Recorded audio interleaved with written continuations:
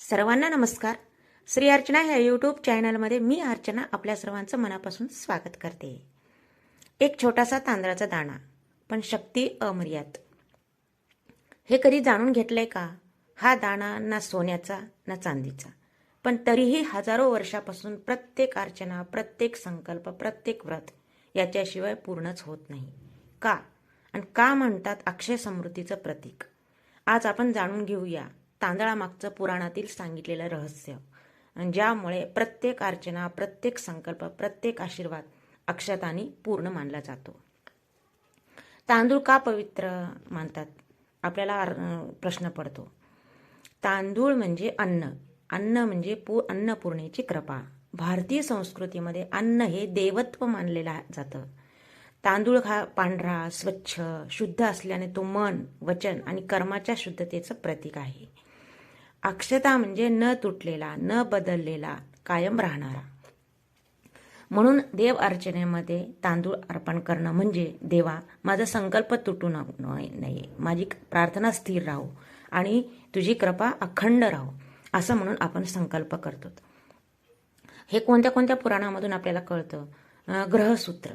प्रत्येक ग्रहसंस्कारामध्ये अक्षता अनिवार्य मानलेली आहे असल्याचे स्पष्ट असं वर्णन केलेलं आहे. दुसरा कोणता आहे ग्रंथ म्हणजे मनुस्मृती.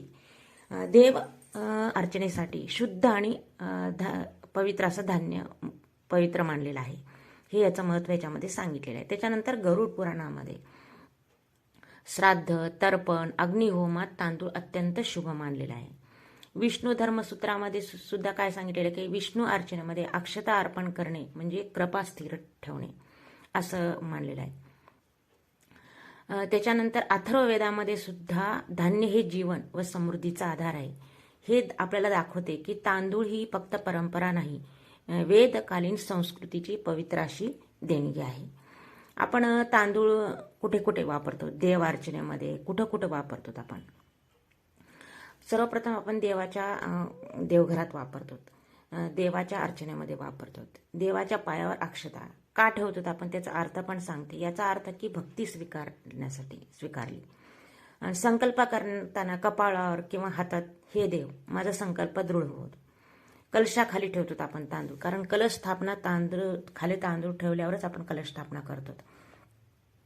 कलश म्हणजे देवतेचं आसन, तांदूळ म्हणजे त्या आसनाची शुद्ध आणि शुभ पायाभरणी. आणि त्याच्यानंतर आपण विवाह, उपनयन, गृहप्रवेश येथे अक्षता म्हणजे आयुष्यभर टिकणारं शुभत्व म्हणून आपण तिथं वापरतो. तांदूळ आणि विज्ञानाचा संबंध सुद्धा काय आहे? विज्ञान काय सांगतं तांदळाच्या बाबतीत?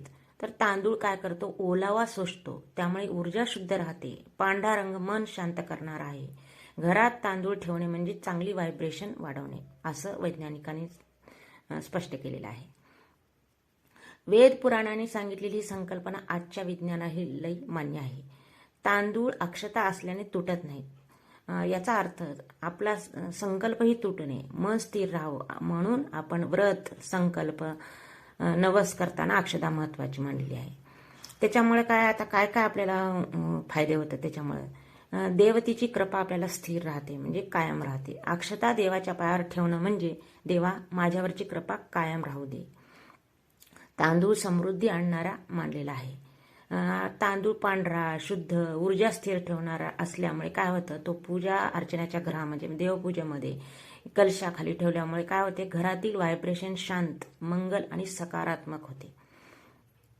लक्ष्मी म्हणजे प्रत्येक देवीच्या अर्चनेमध्ये आपण तांदळाचा उपयोग करतो. तांदूळ काय? धनधान्यासाठी, धनधान्याचे प्रतीक म्हणून देवी लक्ष्मीवर अर्पण केलेले अक्षता धनवृद्धीची ऊर्जा आणते. आपण देवीची ओटी सुद्धा तांदळाने भरतो.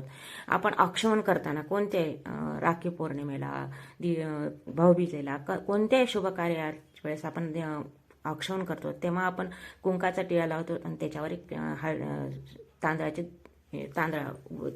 तांदूळ लावतात कपाळावर.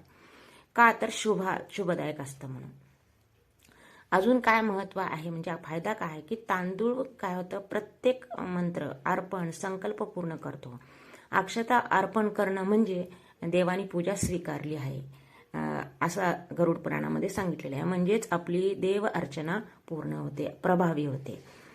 विवाह, उपनयन, गृहप्रवेश यासारख्या विधीमध्ये स्थैर्याचं प्रतीक म्हणून वापरलेलं आहे. अक्षदा काय दोघांच्या आयुष्यामध्ये ह्याच्यामध्ये काय पती पत्नीच्या संपत्ती, स्थैर्य, सामंजस्य याचा आशीर्वाद आपल्याला दर्शवते. मग त्याच्यामुळं मानसिक शांतता लाभते, स्थिरता लाभते, पांढरा रंग मन शांत करतो. पूजा अर्चनेच्या दरम्यान तांदूळ पाहिल्यावर मन स्थिर होतं, साधा आणि प्रसन्न होतं, म्हणजे मन स्थिर राहतं. तांदूळ हवेतला ओलावा शोषून घेतल्यामुळे काय ऊर्जात्मक दृष्ट्या स्वच्छ ठेवतो. त्यामुळे काय होते, आपली पूजा अर्चनाच्या स्थळामध्ये पवित्रता टिकते, वातावरण शुद्ध होतं. पुराणानुसार अक्षता मंत्रशक्ती धारण करू शकतात, म्हणून आपण अर्चना झाल्यानंतर ते आशीर्वाद रूप म्हणून प्रसाद मानलेलं जातं. नवीन कार्य सुरू करताना शुभारंभ करताना आपण अक्षदाचा वापर करतो. अक्षदा म्हणजे काय, तांदूळ न फुटलेले न तुटलेले पूर्ण असे तांदूळ आणि त्याच्यावर हळदी कुंकू थोडंसं टाकल्यानंतर ते अक्षदा होतात. नवीन दुकान, घर, व्यवसाय, परीक्षा, प्रवास तांदूळ ठेवणे किंवा अक्षता देणे म्हणजे शुभ मानलेले आहे. उद्यापनात तर अनिवार्य म्हणलेलं आहे. व्रताची पूर्णता दर्शवणारा वस्तू म्हणजे तांदूळ. तांदूळ दान, पूजा, कलशाखाली ठेवणे व्रताची पूर्णता, आशीर्वादाची स्थिरता आपल्याला दर्शवते. तांदूळ हा अन्न, समृद्धी, कुटुंबाच्या सुखाचं प्रतीक मानलेलं आहे. जिथे तांदूळ आहे तिथे अन्नधान्याची कमतरता नसते, अशी आपली लोकपरंपरा सांगतं. म्हणून त्याला अक्षय संपत्तीचं प्रतीक असंही म्हटलं जातं. एक साधा तांदळाचा दाणा, पण त्यामध्ये दडलेली आहे आपल्या संस्कृतीची शक्ती, आपली परंपरा, आपले व्रत, आपले ज्ञान. हे सर्व फक्त आपल्यापुरते नाही तर सर्वत्र पोहोचावे, प्रत्येक मनाला प्रेरणा द्यावी. आपली संस्कृती संपूर्ण जगापर्यंत पोहोचण्यासाठी चॅनलला लाईक करा, सबस्क्राईब करा. तांदूळासारख्या साध्या गोष्टीत दडलेला अर्थ आपल्या संस्कृतीचा अमूल्य ठेवा आहे. त्यात आहे देवाची अक्षय कृपा, लक्ष्मीचे आशीर्वाद आणि संकल्पाची शक्ती. जय माता दी.